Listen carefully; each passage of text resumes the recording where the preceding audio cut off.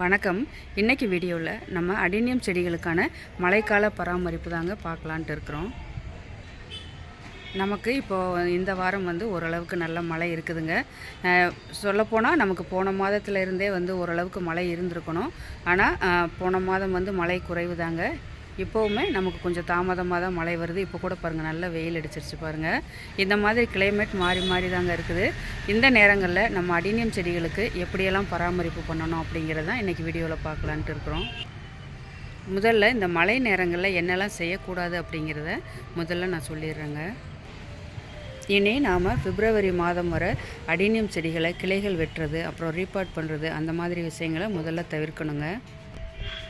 ஆனால் தவிர்க்க முடியாத காரணங்களால் கிளைகள் வெட்டுறது மாதிரியான ஒரு சூழ்நிலை வந்ததுன்னா, அதாவது இப்போ ஒரு கிளை ஒரு பகுதி அழுகிடுச்சுன்னு வைங்க, நமக்கே தெரியாமல் எப்படியாவது மழை தண்ணி பட்டு அழுகிருக்குங்க. அந்த மாதிரி அழுகின கிளைகளை நம்ம அறுத்து எடுத்துகிட்டு அந்த இடத்துல சாஃப் பவுடர் அப்ளை பண்ணிவிட்டு அதை எடுத்து நம்ம நேரடியாக மழைப்படாத மாதிரியான ஒரு இடத்துல உள்ளே கண்டிப்பாக வைக்கணுங்க. அதே மாதிரி ரீபாட் பண்ண வேண்டிய ஒரு அவசியம் ஏற்பட்டதுன்னா அது நம்ம செமி ரீபாட் அப்படிங்கிற மெத்தடில் முழுசாக மண்ணிலேருந்து வேர்களை வெளியில் எடுக்காமல் நம்ம ரீபாட் பண்ணலாங்க. அது எப்படி நம்ம அப்படி ரீபாட் பண்ணுறதுன்னு சொல்லி நான் ஏற்கனவே வீடியோ போட்டிருக்கிறேங்க. அந்த வீடியோ லிங்க் நான் டிஸ்கிரிப்ஷன் பாக்ஸில் தரேன், அதையும் பாருங்கள். அடுத்ததாக நம்ம மழைக்காலங்களில் அடினியம் செடிகளுக்கு உரங்கள் போடுறத கண்டிப்பாக தவிர்க்கணுங்க. இன்னுமே ஒரு 2 மாத காலந்தாங்க நம்ம உரம் போடுறத தவிர்த்துறது ரொம்ப நல்லது.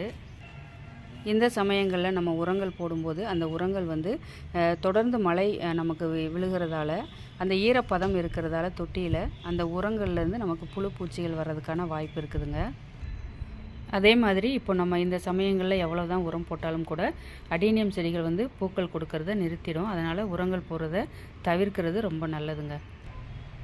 நம்ம என்னெல்லாம் செய்யலாம் அப்படிங்கிறத இப்போ பார்க்கலாங்க. அடினியம் செடிகளை பொறுத்தவரை நம்ம நடும்போதே நிறைய துவாரங்கள் இருக்கிற மாதிரியான ஒரு பாட் எடுத்துக்கணுங்க. அதே மாதிரி மண்கலவையில் நிறைய மணல் சேர்த்து நம்ம நடணுங்க. அதே மாதிரி நம்ம மழை சமயங்களில் நம்ம ஏற்கனவே சமீபத்தில் நட்டு வச்ச அடினியம் செடிகளாக இருந்தாலும் சரிங்க, அதாவது ரீபாட் பண்ணியிருப்போம் அந்த மாதிரியான அடினியம் செடிகளோ இல்லைனா கிளைகள் வெட்டின மாதிரி செடிகளோ இருந்தால் முதல்ல நேரடி மழை தண்ணி படாத மாதிரி இடத்துல எடுத்து வச்சுருங்க. அடுத்ததாக நமக்கு ரொம்ப பிடிச்ச செடிகளாக இருந்தாலோ இல்லை ரேர் வெரைட்டி அந்த மாதிரியான செடிகளை முதல்ல ஒரு பாதுகாப்பான இடத்துல எடுத்து வச்சுருங்க. நமக்கு நல்ல மழை விழுந்து நின்னதுக்கப்புறமா தொட்டியில் நமக்கு தண்ணி தேங்குதா அப்படிங்கிறத ஒரு தடவை செக் பண்ணிடுங்க. தொடர்ந்து மழை இருக்கிற நேரங்களில் சாஃப் பவுடர் ஒரு 2 வாரத்துக்கு ஒரு முறை 1 லிட்டர் தண்ணிக்கு ஒரு 1/4 ஸ்பூன் அளவு சாஃப் பவுடர் கலந்து தண்ணியில் மண்ணில் ஊற்றி விடுங்க. அதே மாதிரி இலைகள்லையுமே சாஃப் பவுடர் தண்ணி நம்ம ஸ்ப்ரே பண்ணலாங்க. தொடர்ந்து மழை விழுகிற சமயங்களில் கிளைகளில் இருக்கிற பூக்கள் அழுகி இருந்தால் அதை உடனே ரிமூவ் பண்ணிடுங்க. அதே மாதிரி தொட்டியில் இருக்கிற மேல் மண்ணில் காஞ்ச இலைகள் இல்லைனா பூக்கள் உதிர்ந்தது இருந்ததுன்னா அதையுமே உடனே எடுத்துருங்க. ஏன்னா தொடர்ந்து மழையினால் அந்த ஈரப்பதத்துக்கும் அந்த மேலே அந்த இலை தலைகள் நிற்கும்போது புழு பூச்சிகள் வர்றதுக்கான வாய்ப்புகள் இருக்குதுங்க. அது மாதிரி வரும்போது தான் கேடக்ஸ் பாதிக்கும். இது மாதிரி மழை சமயங்களில் சின்ன சின்ன விஷயங்களை நம்ம கவனம் செலுத்தினாலே போதுங்க, நமக்கு அடினியம் செடிகளை நல்ல முறையில் நம்ம பராமரிக்கலாம். இன்றைக்கி வீடியோவில் மழைக்காலத்தில் அடினியம் செடிகளை எப்படி பராமரிக்கலாம் அப்படிங்கிறது என்னோடய அனுபவத்தில் எனக்கு தெரிஞ்சதை நான் ஷேர் பண்ணிக்கிறேங்க.